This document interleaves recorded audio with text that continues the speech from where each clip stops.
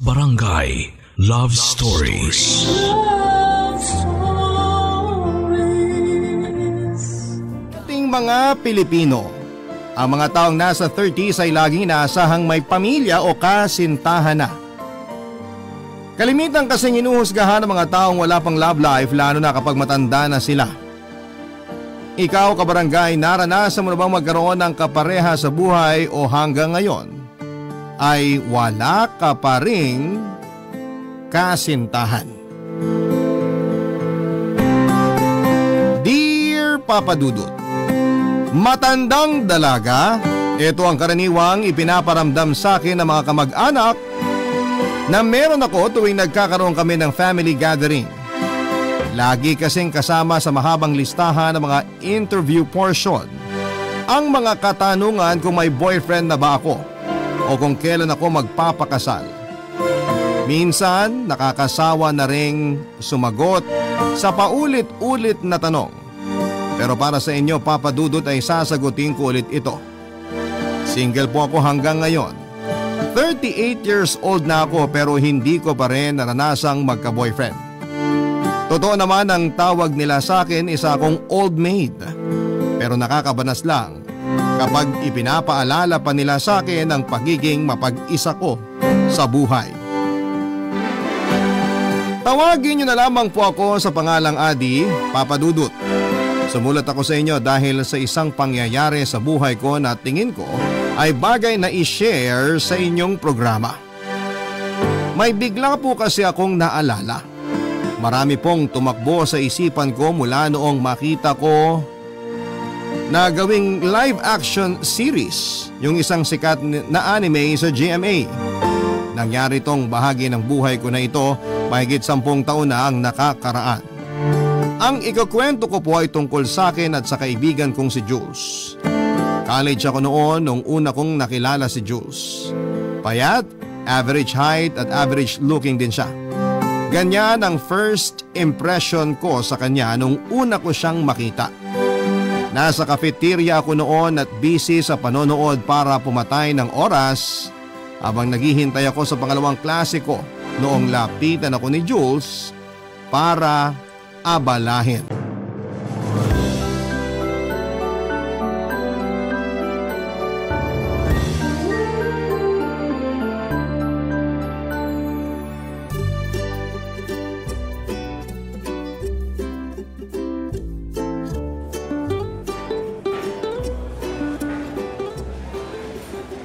Yan ba yung trending na anime ngayon?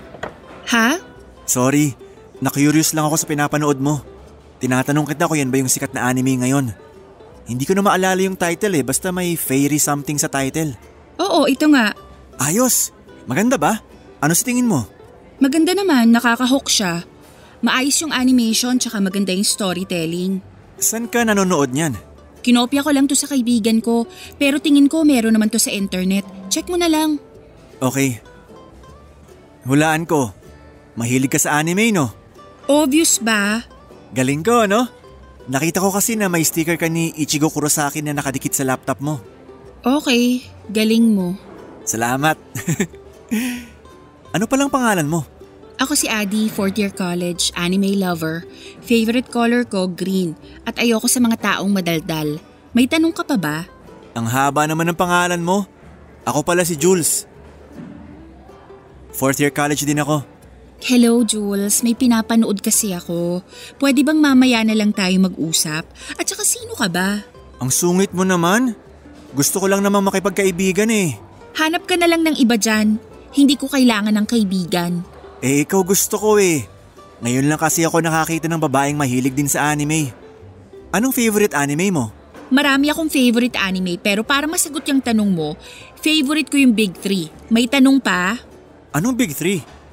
May ganun bang anime? Akala ko ba anime lover ka rin? Hindi mo alam yung Big 3? Hindi. Ano ba yon?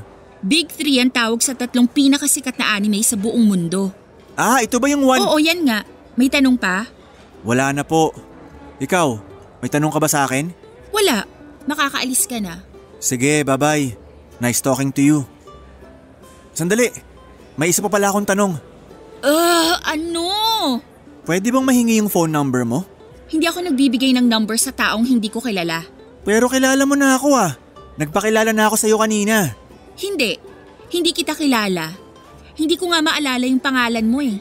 Jules. Ako si Jules. Wala akong pake. Tingnan mo, 9:00 na pala. Di ko na natapos yung pinapanood ko. Sige, tapusin mo na. Aalis na ako. May klase na ako, kasalanan mo to eh. Dami ng tao sa cafeteria, ako pa yung kinukulit mo. Sorry na. Ba't ka nag-aayos ng gamit? Aalis ka na? Papasok na ako sa klase. Ihatid na kita sa classroom nyo. Hindi mo na ako kailangang ihatid. Hindi ako nawawala. At pwede bang tantanan mo na ako? Sisigaw ako dito kapag hindi ka pa umalis. Oo na. Aalis na. May pagka-stalker ang datingan ni Jules nung una, Papa Dudut. Hindi kasi niya ako tinatantanan kahit na tinatarayan ko na siya. Sa mga sumunod na araw ay binalikan ulit niya ako sa cafeteria para kulitin ulit. May time nga noon na lumipat ako ng tambayan ko pero nahanap pa rin niya ako. Dahil sa pagiging determinado niya na kaibiganin ako noon ay unti-unti rin naman akong nasanay sa presensya ni Jules, Papa Dudut. Doon na po nagsimula ang pagkakaibigan naming dalawa. Pareho kaming mahilig sa anime kaya marami kaming napag-uusapan. Marami rin siyang recommendation pagdating sa kung ano ang dapat na susunod kong panoorin. Hindi nga nagtagal, ang pagkakaibigan namin yon ay mas lumalim pa. Kung dati mag-isa lamang ako noong nanonood sa laptop ko, that time ay sabay na kami ni Jules na manood ng mga latest episode ng mga anime na sinusubaybayan namin. Anak mayaman po itong si Jules. Hindi lang halata kasi hindi siya marunong magayos ng sarili niya. Pero branded ang mga gamit niya. May isang beses nga na nadako ang usapan namin sa mga latest na gadget sa merkado. Hindi ako noon makarelate dahil ang gadget lang na meron ako noon ay cellphone at laptop. Dahil nga sa pagiging close namin ni Jules ay lagi akong tinutokso noon ng mga kaibigan ko sa kanya. Akala kasi nila ay boyfriend ko na siya kasi bigla na lamang siyang dumating sa buhay ko. Palagi kong kinaklarify na magkaibigan lamang kami pero ayaw nilang maniwala. Totoo naman, Papa Dudut, kaibigan lang ang turing ko noon kay Jules.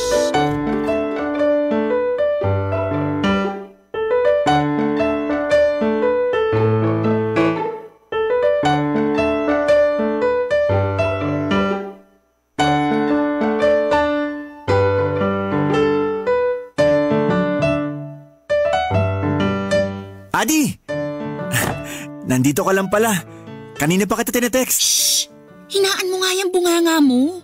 Mamaya palayasin tayo ng librarian dito. Wala yung librarian. Nakita ko siya nagme-merienda kanina sa baba. Ano palang ginagawa mo rito sa library? Wala ka sa cafeteria ngayon ha? Nagre-review ako. May oral exam kami mamaya. Paano mo pala ako nahanap? Malakas yung pang-amoy ko eh. Huwag mo nga akong etyosin dyan. Paano mo nga ako nahanap? Ang liit lang ng school natin. Paano kita hindi mahahanap? Kung wala ka sa cafeteria, nasa classroom ka ng next class mo. Kung wala doon, nasa likod ka ng school sa stage ng field natin. Itong library yung huling pinuntahan ko. So inikot mo tong buong school? Oo. Ano pa yan? Oh, bakit naman dismayado? Ayaw mo ba akong makita? Hindi kita nire-replyan kasi ayoko ng distraction ngayon. May gusto lang kasi akong sabihin sa'yo. Mamaya na lang. Kailangan ko na talagang mag-review. After graduation, lilipat na kami sa Quezon. Quezon City? Hindi.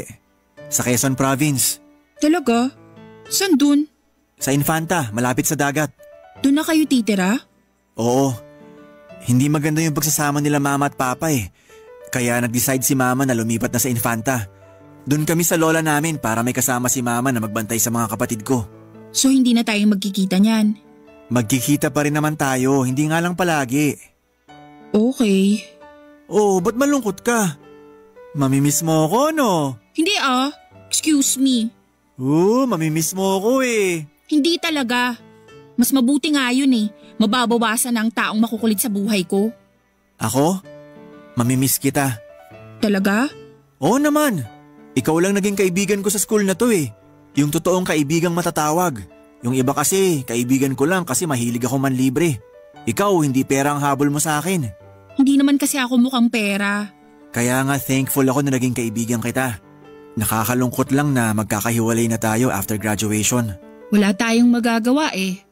Kung nakatakda talaga tayong maghiwalay, kailangan nating sumabay sa Agos. Oo nga. Sige na. Mag-review ka na dyan.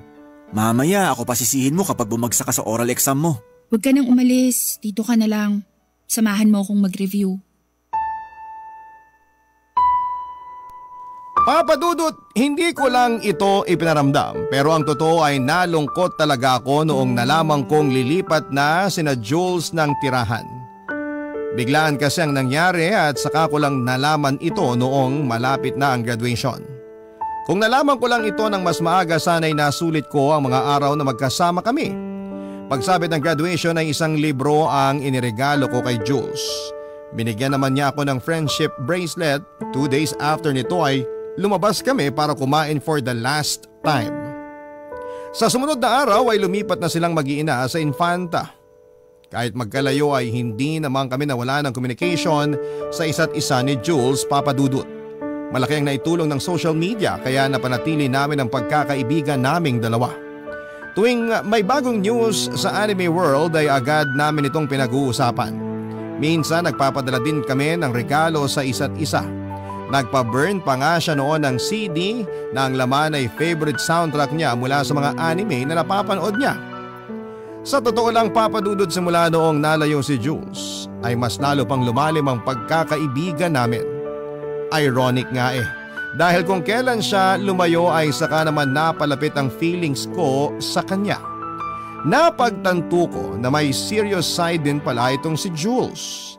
Mas marami kasi siyang nasasabi pagdating sa mga chat kesa sa personal. Dahil dito ay nagbago ang tingin ko sa kanya at unti-unti ay nakabuo ako ng pagkagusto.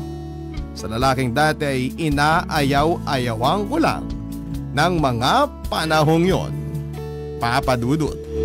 Barangay Love Stories. Barangay Love Stories. Isang taon matapos lumipat sina Jules ay sinimulan naming habulin ang mga pangarap namin sa buhay. Naging busy na kami noon sa kanya-kanya naming trabaho. Ang dating gabi-gabing chats at calls ay dumalang na. Ang mga updates namin sa isa't isa ay nangyayari na lamang kapag may nakakaalala. Ang naisip ko noon ay dahil nagsisimula na kaming maging adult. Nagbabago na ang priorities namin at totoo naman yon, Papa Dudut. Pero hindi naglaon ay nalaman ko ang rason kung bakit unti-unti nang nalalayo ang loob sa akin ni Jules. My girlfriend na pala siya, Papa Dudut. Nasaktan ako nang napag-alaman kong hindi na pala single si Jules. Kasalanan ko rin naman kasi sobrang ma-pride ako. Ayaw kong umamin noon na may nararamdaman ako sa kaibigan ko. Sa huli ay katulad ng lagi kong sinasabi. Sumabay na lamang ako sa Agos. Wala naman akong choice dahil pagiging magkaibigan lang ang meron kami ni Jules ng time na yon. Ang ginawa ko na lamang ay ibinuhos ko ang buong atensyon ko sa pagtatrabaho para mawala na sa isipan ko si Jules. And true enough ay naka-move on din naman agad ako sa kanya. Malaki ang naitulong ng pagtigil ng communication naming dalawa. Hindi na siya noon nagchat-chat kaya hindi na rin ako nagchat-chat sa kanya. Hanggang sa dumaan ang mga taon ay nakalimutan na lang namin ang isa't isa. Pero isang araw habang nakababad ako sa Facebook ay isang lalaki ang nag-comment sa profile picture ko. Zam ang nakalagay na pangalan niya. Nasa halip na SIX ang letra ng simula nito. Late ko nang na-realize na si Jules pala ito at binaliktad lang niya ang pangalan niya. Inad ko siya at agad din naman niya akong inaccept. Pagkatapos noon ay bigla na lamang siyang tumawag, Papa Dudut.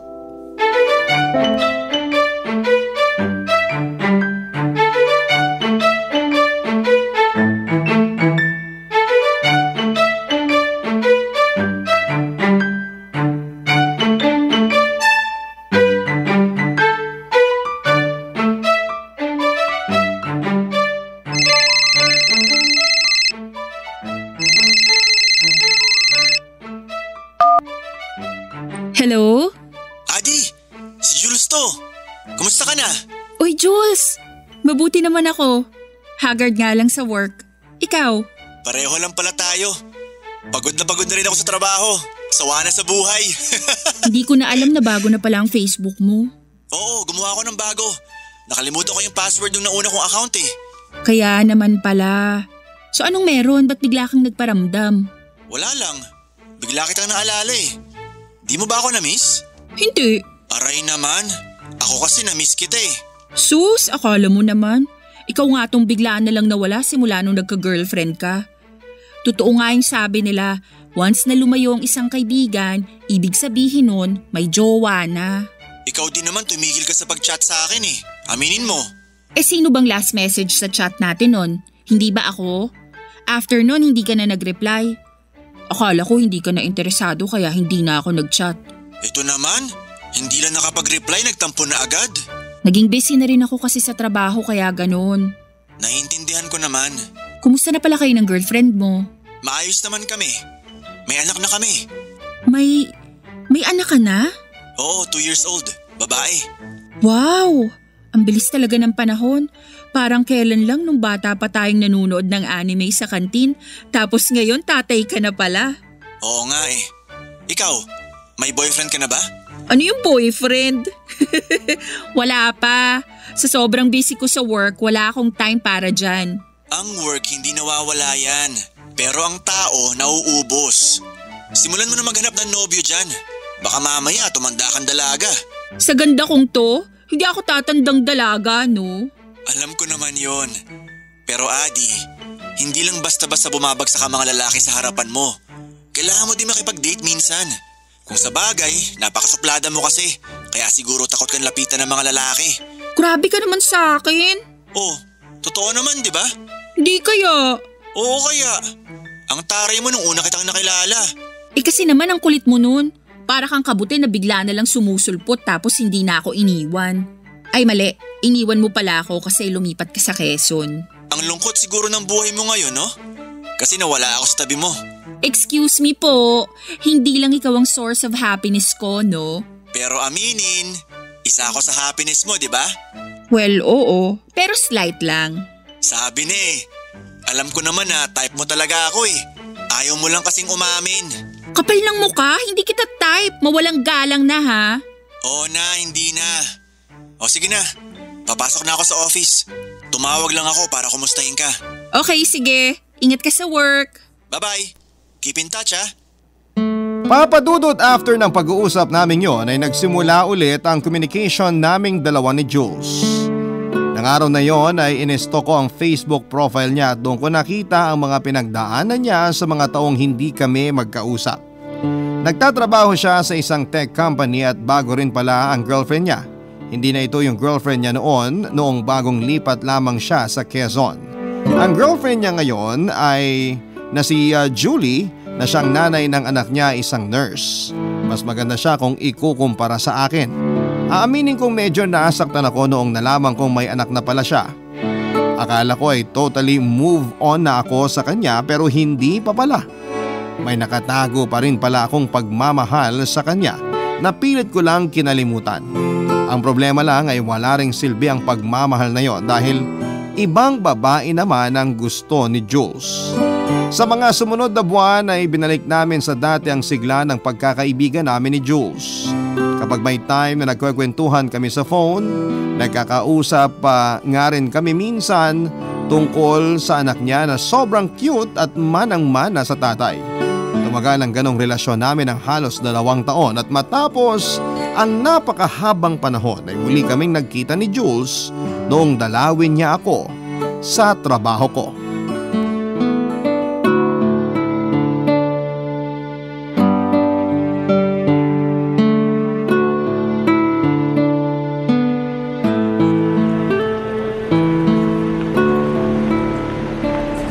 Adi!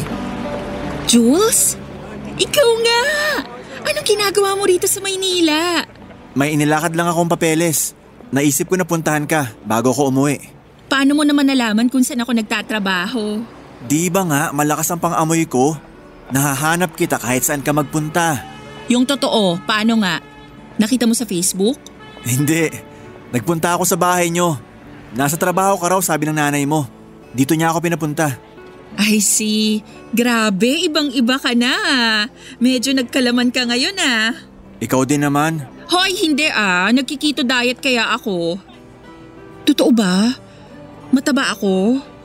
Biro lang. Ang sexy mo nga Bakit ba na-offend kayo kapag pinag-uusapan ng timbang yung mga babae? Samantalang kaming mga lalaki, kahit sabihan yung mataba, okay lang. Kasi masyadong mataas ang standards ng lipunan pagdating sa mga babae. Kaya nga sobrang dami naming insecurities kaya medyo offensive nga kapag timbang na namin ang pinag-uusapan.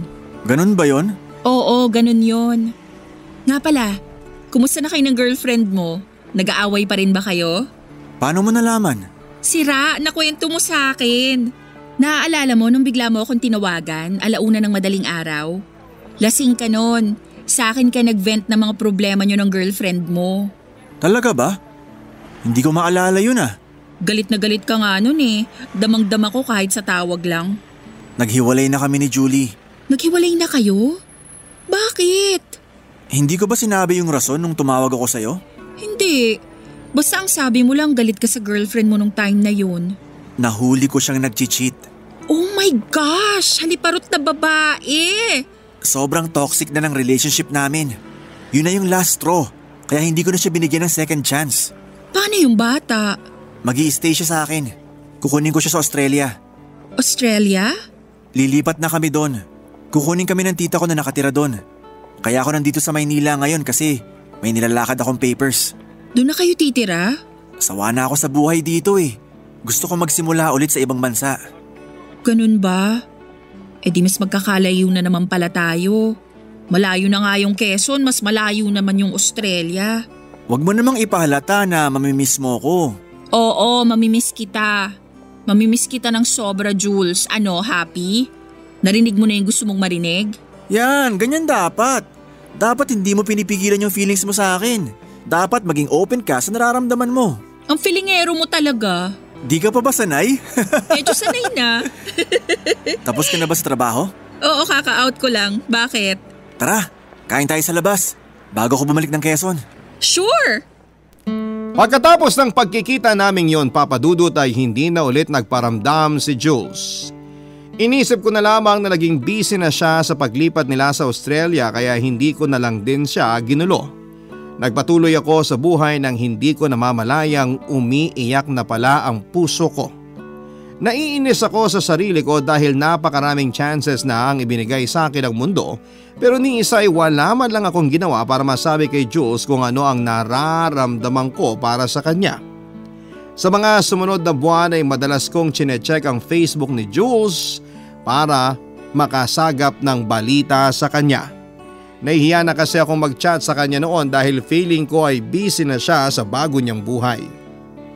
Ang problema lang ay hindi ma-post sa Facebook si Jules. Once every other month lamang siya na mag-post sa Facebook niya. Nagtiis na lamang ako noon sa mga pagtingin sa mga old pictures niya sa Facebook at pagbabackread sa mga chats namin noon. Sa ganong paraan ay napawi kahit papaano ang pagka-miss ko sa kanya. Hanggang isang araw habang nag-i-scroll ako sa newsfeed ko ay napadaan dito ang post ni Jules. Ang post na yon nang siyang muling dumurog at nagpaluha sa puso ko, Papa Dudut. Barangay Love Stories. Barangay Love Stories. Ang latest post ni Jules sa kanyang Facebook ay isang litrato. Picture nila ito ng kanyang anak kasama ang isang babae. Walang iba kundi si Julie, Papa Dudut.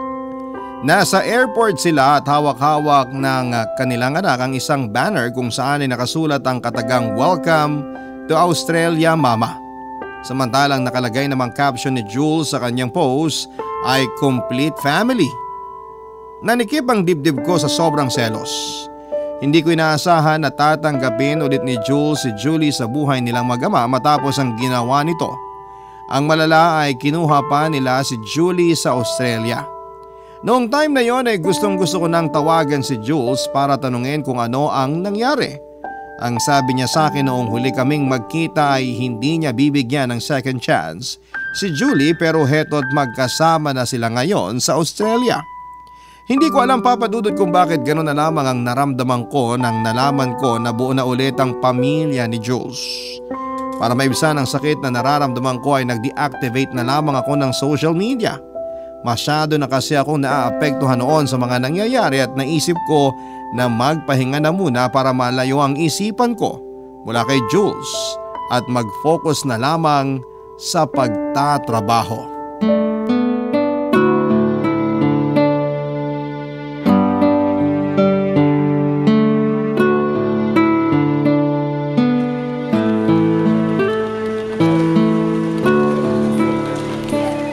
Ate Adi, yung report na pinapagawa daw ni boss, nagawa mo na? Oo, tapos na. Kailangan na ba niya? Pinapasend niya sa email, tsaka kailangan din daw niya ng hard copy. May naprint na akong copy. Nandyan sa kabilang table, pakikuha mo na lang. Saan dito? Yang yellow folder. Okay, ako na magbibigay kay boss nito. Salamat. Nga pala, nag-deactivate ka ba ng Facebook mo? Oo, bakit? I-chat sana kita kagabi. Magtatanong ako tungkol sa upcoming event natin next month kaso hindi kita mahanap sa chatlist ko. Nag-deactivate ako kaya hindi mo ako mahanap. Naisip ko nga yun. Bakit ka nag-deactivate? May iniiwasan akong tao sa Facebook. Sino? Basta. Ex mo? Hindi, isang taong malapit sa puso ko. Malapit naman pala sa puso mo, so bakit mo siya iniiwasan? Kasi baka hindi ko mapigilan ng sarili ko. Matawagan ko siya nung wala sa oras. Di tawagan mo. Bakit mo pinapahirapan ang sarili mo ng ganyan? Hindi pwede. Hindi ko na siya pwedeng kausapin. Bakit naman? Kasi may pamilya na siya at ayoko makasira ng pamilya. Hindi ako homewrecker. Gets. Mabuti yan. Pigilan mo na lang talaga ate kasi mahirap maging kabit. Hindi mo gugustuhin yun. Bakit? Naging kabit ka na ba? Hindi, pero may kilala akong kabit. Nakuha nga niya yung lalaki pero hindi naman maganda yung buhay niya. Malungkot nga siya actually. Huwag kang mag-alala, hindi ako magiging kabit. Hindi ako ganun. Good to know. Kaya naman pala sobrang tahimik mo nitong mga nakaraang linggo. May pinagdadaanan ka na pala. Kasalanan ko rin naman eh. Bobo ako. Nasa harapan ko na, pinakawalan ko pa. Yun lang. Ang hirap ng ganyan. Puro pagsisisi ang nararamdaman mo. Ang sabihin mo, puro what if ang tumatakbo sa isip ko ngayon. Hay, nako. Cheer up Ate Adi, marami pang lalaki dyan. Marami nga. Hindi ko naman mahal. Try mo ibaling sa iba yung nararamdaman mo. Baka sakaling makatulong sa pag-move on mo. Ewan ko, bahala na. Pasensya na, di kita madadamayan ngayon. Tambak ako sa trabaho eh. Okay lang, kaya ko na to. Sanay na ako. O sige, maiwan na kita. Bibigay ko pa to kay boss. Usap tayo kapag pareho tayong nagkaroon ng time. Sige, salamat. Papadudod, sa totoo lang ay hindi naman kami close ni Winnie. Katrabaho lang ang turing namin sa isa't isa. Pero pagkatapos ng pag-uusap namin yon ay binalikan niya ako para i-comfort ako. Thankful ako sa kanya dahil binigyan niya ako ng lakas ng loob. Nakaka-relate daw kasi siya sa mga pinagdaraanan ko dahil minsan na rin siyang umibig sa maling tao. Hindi ko talaga ma-explain ang sarili ko ng time na yon, Papadudot. Ilang beses na akong nasaktan dahil kay Jules. Pero hindi ko alam kung bakit labis akong natamaan noong nakita kong masaya na siya kasama si Julie. Siguro dahil nasasayangan ako sa opportunity noong naging single siya ulit. Chance ko na kasi sana yon para sabihin ang totoo kay Jules pero hindi ko pa rin ginawa. Papadudot, isa sa mga advice sa akin ni Winnie ay harapin ko raw ang problema ko. Yun nga ang ginawa ko. Bumalik ako sa social media at ginawa ko ang matagal ko nang gustong gawin. Chinat ko si Jules pero ang inaasahan kong reply ay hindi naman dumating. Pagkatapos ng isang linggo ay nagulat na lamang ako nung bigla na lamang akong tinawagan ni Jules, Papadudot.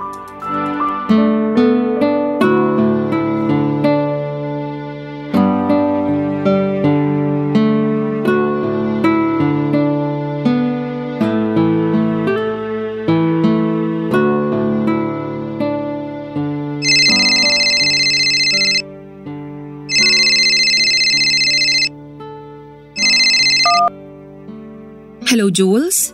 Napatawag ka? Sorry, naabala ba kita? Hindi naman. Nanonood lang ako rito sa bahay. Hulaan ko kung ano pinapanood mo. Ano? Anime? Paano mo nalaman? Siyempre, It takes one to know one. Pareho tayong addict sa anime eh. Pati rin ba ikaw nanonood pa rin ng anime hanggang ngayon? Oo naman. Madaming magagandang anime ngayon kumpara noon. True, sinabi mo pa. May isisend akong link mamaya sa'yo. Panoorin mo yun. Hindi ka magsisisi. O sige, antayin ko. So, bakit ka pala biglang napatawag? Kakabasa ko lang nung message mo sa akin. Sorry, hindi ko agad na-check. Sobrang busy ko kasi ngayon eh. Hindi ko alam kung magre-reply pa ba ako o hindi na. Ang tagal na nung message mo kaya tumawag na lang ako. Ganun ba? Wala yun. Kinukumusta lang naman kita. Maayos naman ako rito. Mukhang mabilis kang nakapag-adapt dyan sa Australia. Anong pinagkakaabalahan mo? Marami. Magkakaroon kasi kami ng garden wedding ni Julie ngayong weekend. Ha? Ikakasal na kayo? Oo. Small ceremony lang para maging legal na lahat. Teka nga lang. Akala ko ba hindi mo nabibigyan ng second chance si Julie? Curious lang akong malaman kung anong nangyari. Wala eh. May anak na kami. Tsaka nagsisi naman na si Julie sa nagawa niya. Nagbago na siya. Nangako siya sa akin na babawi raw siya. Yun lang? Ganun lang? Oo. Bakit? Wala. Sabihin mo na. Ganyan ka kasi palagi eh. Ayaw mong sabihin yung totoong nasa isip mo. Minsan nakakainis yung ganyang ugali mo eh. Gusto mo ng totoo? Sige, tatapatin kita. Gusto kita, Jules.